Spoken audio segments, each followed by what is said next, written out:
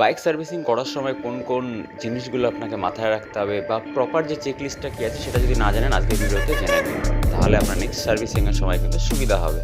Bike servicing করাতে গেলে প্রথম আমাদের যেটা করতে হয় সেটা হচ্ছে ইঞ্জিন অয়েল চেঞ্জ করতে হয়, তার সঙ্গে সঙ্গে যতগুলো এয়ার ফিল্টার অয়েল ফিল্টার থাকে সেগুলোকে অবশ্যই চেঞ্জ করাতে হবে। বাইকের পারফরমেন্সটা ঠিকঠাক রাখার জন্য থ্রটাল বডি ক্লিনিং বর্তমান সময়ে ভীষণভাবে প্রয়োজন আছে।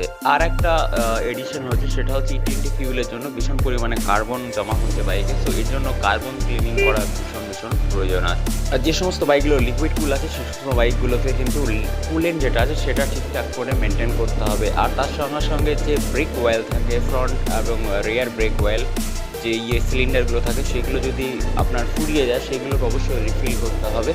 এই যে লিস্ট আমি বললাম এটার সঙ্গে সঙ্গে নর্মালি যেটা লোকালে সার্ভিসিং করানোর সময় হয়, নর্মালি ফ্রন্ট টায়ার ব্যাক টায়ারের গ্রিসিং করানো হয়।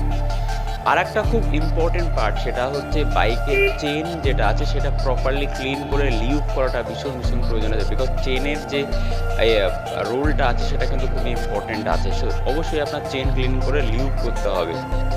এই যে আমি লিস্টগুলো বললাম, নর্মালি এই লিস্টগুলো যদি ফলো করে সার্ভিসিং করানো হয় তাহলে কিন্তু আপনার বাইকের পারফরমেন্স বরাবর থাকবে, ঠিকঠাক থাকবে।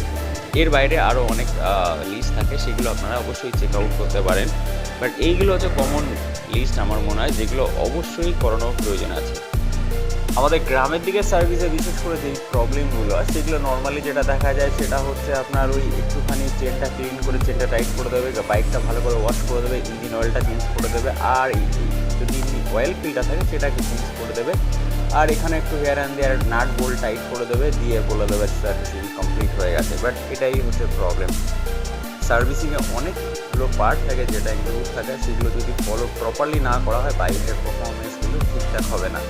আর স্পেশালি বাইকের যে রিসেন্টলি যে সমস্ত আপডেট হয়েছে প্রত্যেকটা বাইকের, এই আপডেটগুলোর জন্য লাইক ABS ম্যান্ডেটারি হয়ে গেছে, ফিউল ইনজেক্টেড হয়ে গেছে, আপসাইড ডাউন ফুট হয়ে গেছে, এখন বাইকের অনেক আপডেট চলে আসছে। এই কারণে বাইকে কিন্তু বর্তমান সময় সার্ভিসিংটা আরও বেটারভাবে করতে হবে, আদারওয়াইজ কিন্তু বাইকের পারফরমেন্স লং টাইমের জন্য অতটা ভালো থাকবে না। সো আমার এই ভিডিওটা কেমন লাগলো অবশ্যই কমেন্ট করে জানাবেন, আপনার কোনো কমেন্ট থাকলে অবশ্যই কমেন্ট করে জানাবেন, আমি অ্যান্সার দিয়ে দেবো। Thank you, thanks for watching the video.